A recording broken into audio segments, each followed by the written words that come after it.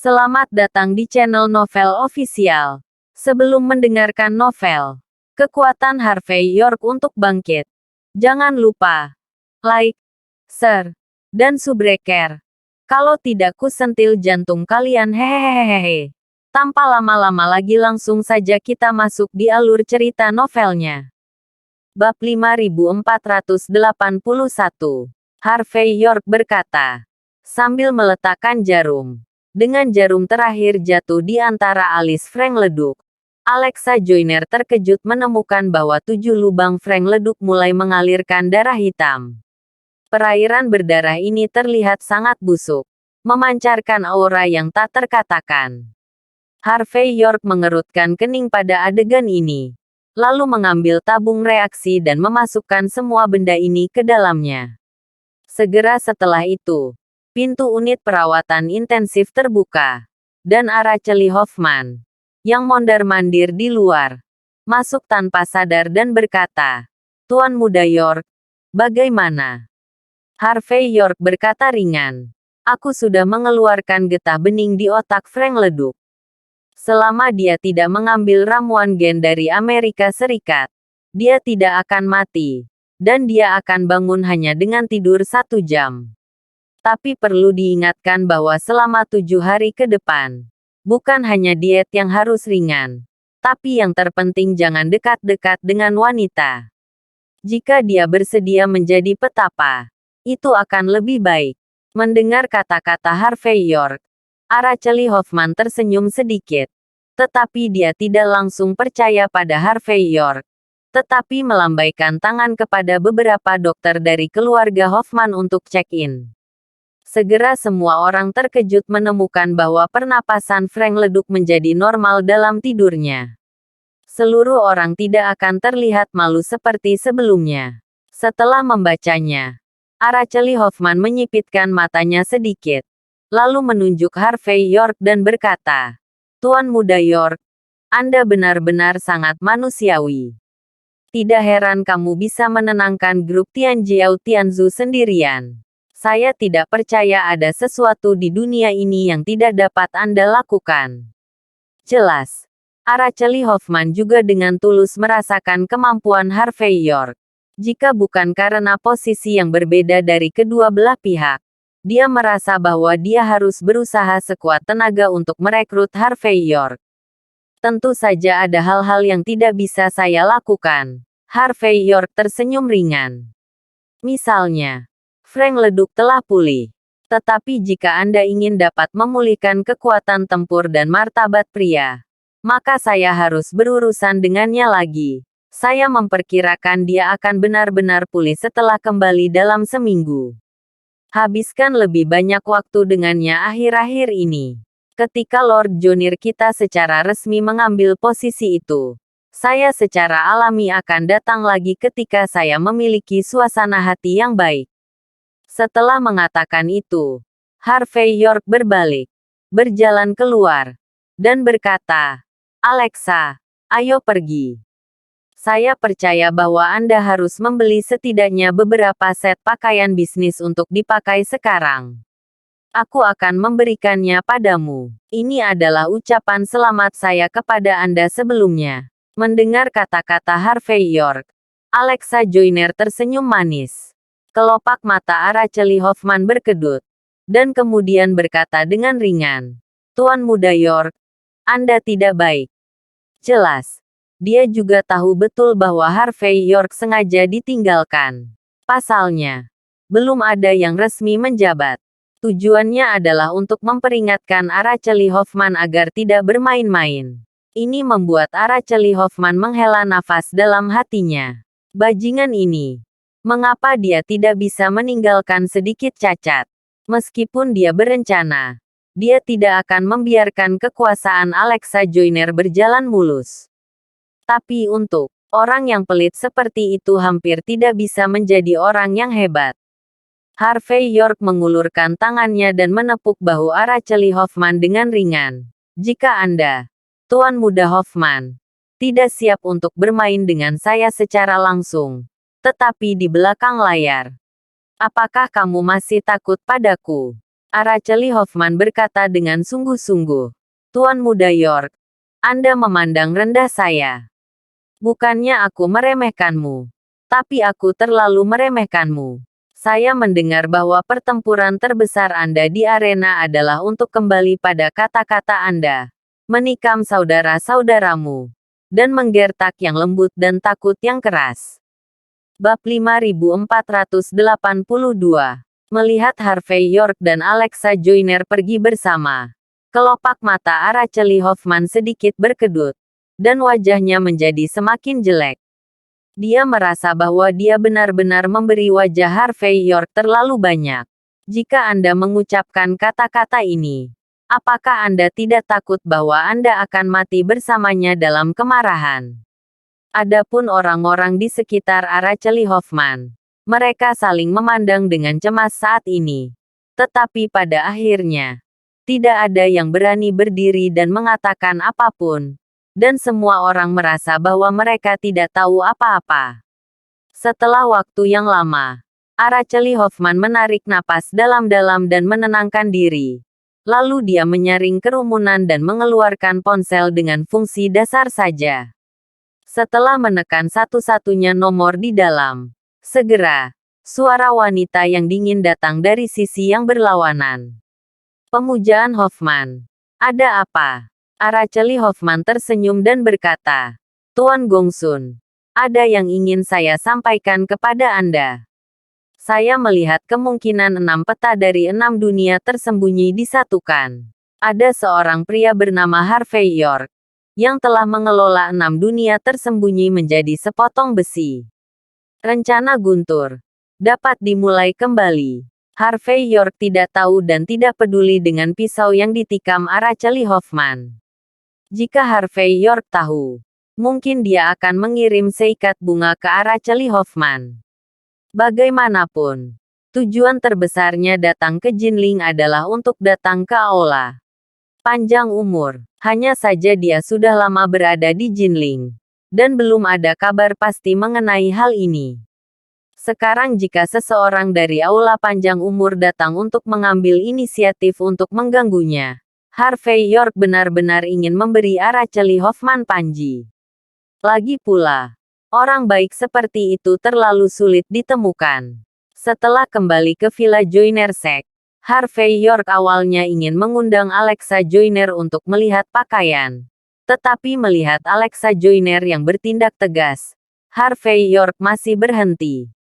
Dan Alexa Joyner jelas punya rencananya sendiri. Selain menghubungi patriark dari keluarga tersembunyi ke-6 sesegera mungkin, dan mengalokasikan kursi di pemerintahan Jinling, dia juga memesan posisi yang sangat khusus untuk Harvey York di antara posisi-posisi ini. Penasihat resmi Jinling. Posisi ini bukanlah posisi kekuasaan yang sebenarnya, tetapi statusnya sangat tinggi. Dan itu milik pemerintah yang dapat disejajarkan dengan pemimpin pertama dan kedua. Posisi seperti ini, umumnya hanya orang tua yang bisa duduk dengan kokoh. Tapi Alexa Joyner tahu karakter Harvey York terlalu baik. Jadi dia tahu bahwa posisi semacam ini tanpa kekuatan nyata tetapi posisi yang sangat mulia terlalu cocok untuk Harvey York. Selain itu, dari sudut pandang tertentu, jika Harvey York tidak diizinkan memasuki permainan, Alexa Joyner takut dia mungkin tidak dapat mempertahankan peluang yang dimenangkan Harvey York untuk Joyner Sek dan 6 keluarga tersembunyi. Harvey York awalnya ingin menolak, tetapi akhirnya setuju. Di satu sisi, selain membuat Alexa Joyner merasa nyaman, di sisi lain bisa membuat Araceli Hoffman merendahkan dirinya sendiri. Lagi pula, lawan yang tidak memiliki keinginan, dan lawan yang tampaknya tidak memiliki keinginan, tetapi memiliki keinginannya sendiri. Tentu saja, yang terakhir lebih murah. Selama lawan Anda memandang rendah Anda, mudah bagi Anda untuk memukul wajah lawan Anda. Keesokan harinya, hari Senin, Harvey York secara khusus menemani Alexa Joyner ke pemerintahan Jinling untuk menjabat. Sekarang, meskipun Gaspar Hoffman jelas telah menjadi pemimpin Jinling, keluarga Jinling terlalu memperhatikan arti upacara. Ketika upacara pelantikan tidak diadakan secara resmi, pemimpin Gaspar Hoffmann hanya dapat dianggap sebagai agen. Namun meski begitu, kini Gaspar Hoffmann masih berkuasa. Misalnya, penunjukan personel seluruh pemerintahan Jinling ada di tangannya, yang cukup untuk menentukan hidup dan matinya pejabat pemerintah yang tak terhitung jumlahnya. Bab 5483. Dan Alexa Joyner, orang kedua, menurut aturan, bertanggung jawab atas keuangan pemerintah, properti, dan berbagai urusan sehari-hari. Untuk menghindari diberitahu oleh Harvey York, keluarga Hoffmann sengaja membuat pernyataan palsu tentang Alexa Joyner. Oleh karena itu, meskipun Gaspar Hoffmann menjijikkan, dia masih mencubit hidungnya dan menempatkan semua kekuatan ini pada Alexa Joyner. Tentu saja, Alexa Joyner juga tahu bahwa meskipun dia adalah komandan kedua, komandan pertama dari berbagai departemen di Jinling mungkin tidak dapat meyakinkannya karena dia tidak memiliki kekuatan personel di tangannya.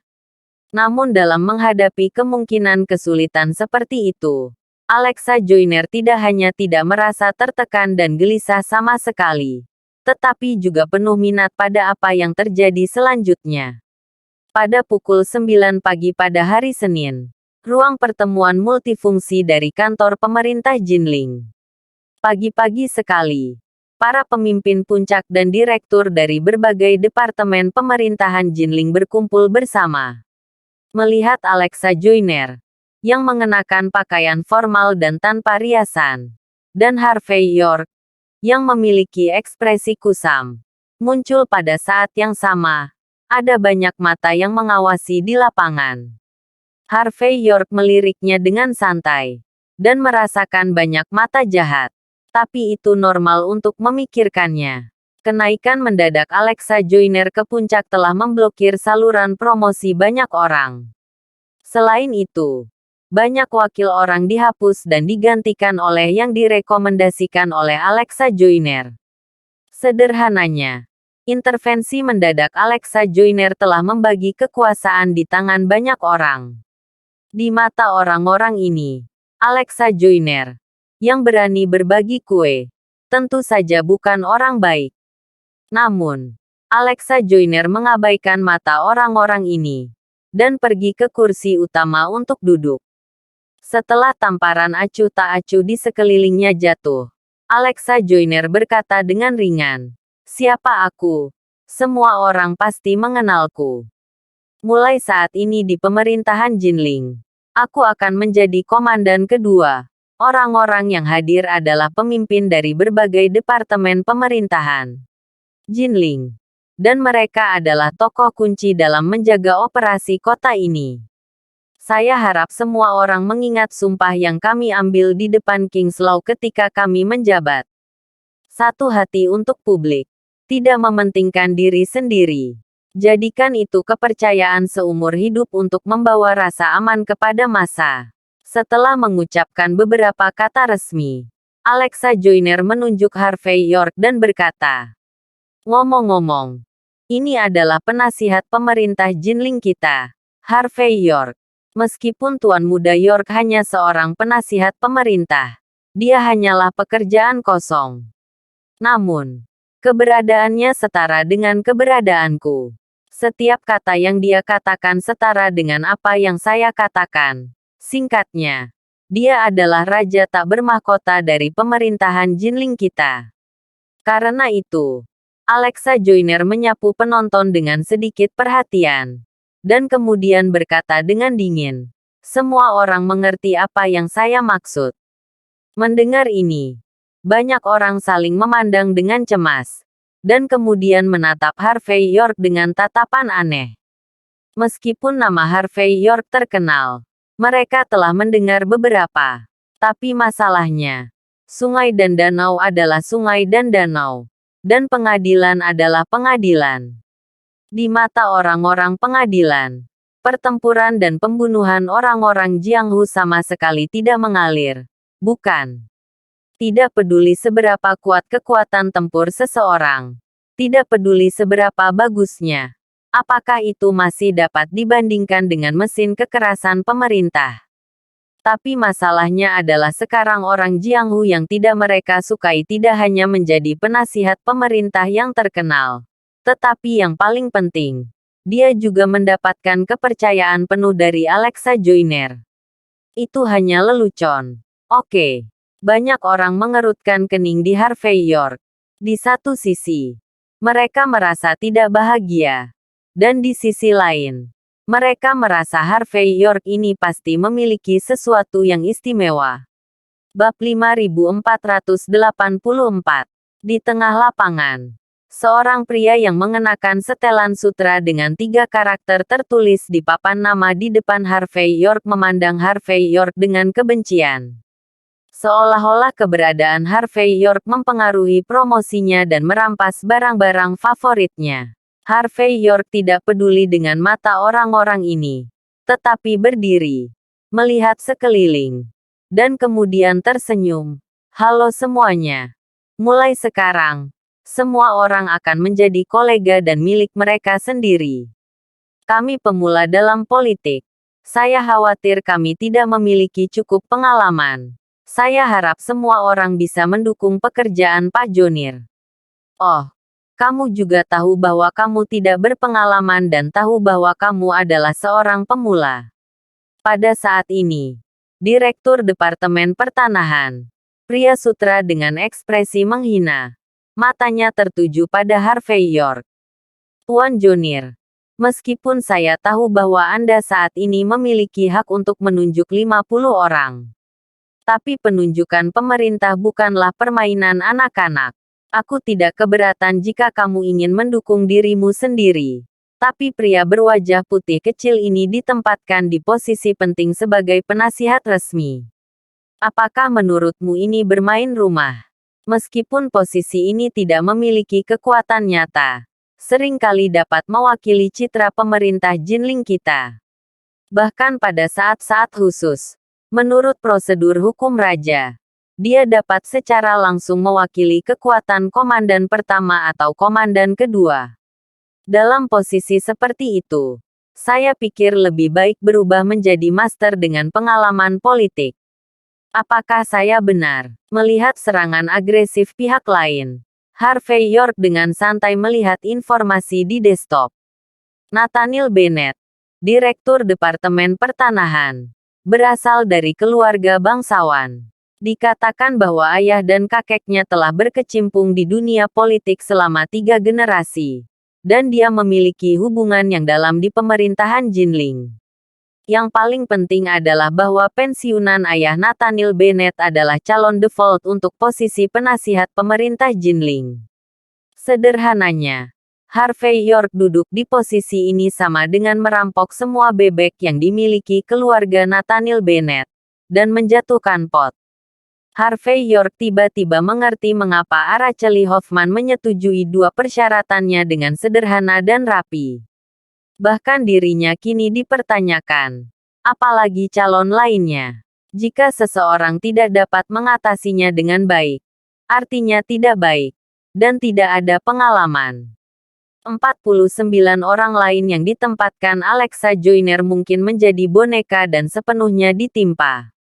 Dia tahu bahwa jika Alexa Joyner tidak dapat menyelesaikan masalah di depannya dengan sempurna, dia tidak akan memiliki prestise di pemerintahan Jinling di masa depan. Jika tidak ada gengsi di kantor pemerintah, maka saya khawatir banyak hal yang tidak perlu dilakukan. Karena kata-kata Anda ada di telinga orang lain. Direktur Bennett. Penunjukan personel. Sepertinya Anda, Direktur Tanah, tidak bertanggung jawab atas Anda. Yang paling penting adalah Anda menjaga 1/3 dari 1 hektar tanah Anda. Mata Alexa Joyner tertuju pada Nathaniel Bennett.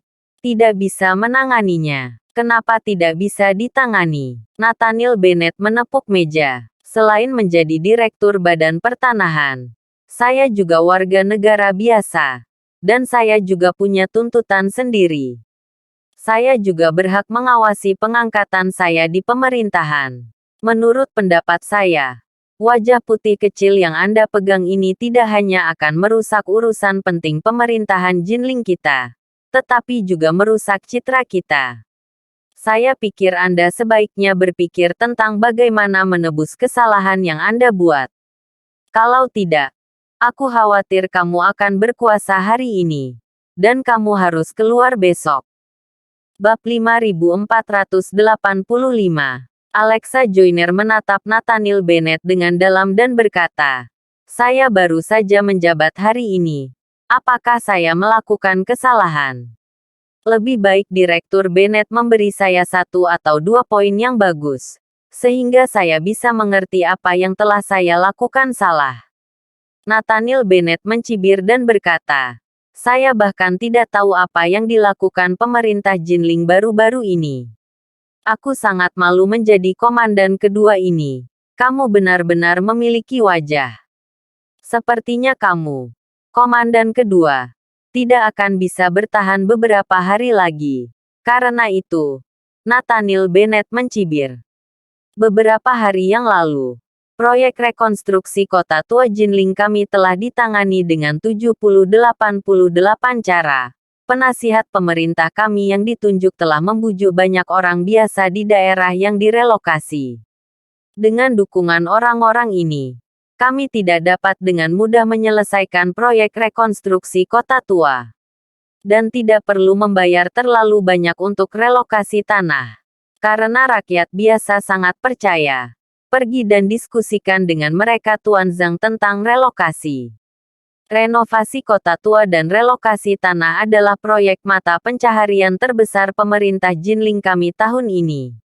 Itu juga salah satu tugas penilaian yang ditunjuk pengadilan tahun ini. Jika masalah ini tidak selesai, kinerja akhir tahun orang-orang ini di hadapan kita mungkin akan hilang. Namun, relokasi tanah asli telah dinegosiasikan.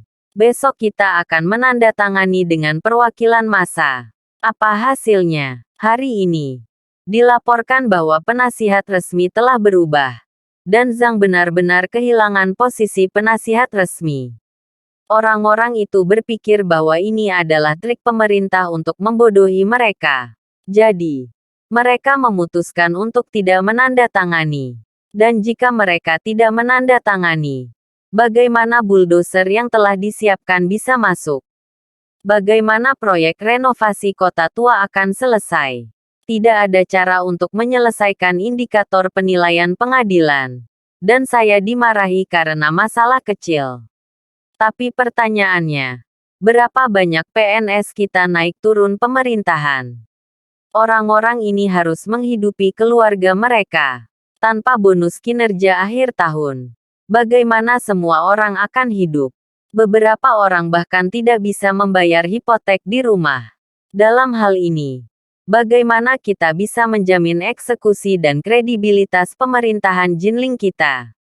Dan semua ini terjadi karena Anda, Alexa Joyner, menunjuk penasihat pemerintah sesuka hati. Jadi, itu masalahmu. Jika Anda tidak menyelesaikan masalah ini, saya akan melihat bagaimana Anda dapat meyakinkan publik di dalam pemerintahan di masa depan. Bagaimana itu bisa dilarang? Nathaniel Bennett memiliki sikap alami pada saat ini. Mendengar kata-kata Nathaniel Bennett, para pejabat tinggi yang hadir semuanya memasang ekspresi aneh dan geli. Semua orang dapat melihat bahwa Nathaniel Bennett sekarang menggunakan trik pemerintah untuk membuat Alexa Joyner jijik. Oh, relokasi lahan pada awalnya merupakan tugas dinas pertanahan. Dan hal semacam ini selalu sulit untuk diselesaikan. Jika ada orang dengan paku, kemungkinan besar seluruh proyek akan mandek. Sebelum Nathaniel Bennett bekerja keras selama lebih dari setengah bulan, ia juga mengundang apa yang disebut Bennett tua di mulutnya, yaitu ayahnya, untuk menyelesaikan masalah ini. Akibatnya, ketika mereka pergi ke daerah relokasi, ayah dan anak itu hancur dengan banyak telur busuk dan daun busuk. Pengerjaannya tidak ada kemajuan sama sekali. Bagaimana mungkin untuk menandatangani dengan perwakilan massa hari ini? Namun, Sekarang dengan kesempatan seperti itu, Nathaniel Bennett langsung melemparkan pot ke Alexa Joyner dan Harvey York, yang sepertinya masuk akal. Adapun administrasi, banyak hal yang mungkin. Dan dalam keadaan seperti itu, tidak ada orang lain yang akan berdiri untuk menghancurkan platform Nathaniel Bennett. Terima kasih sudah menonton cerita novel Kekuatan Harvey York untuk Bangkit. Sampai ketemu lagi di cerita novel selanjutnya.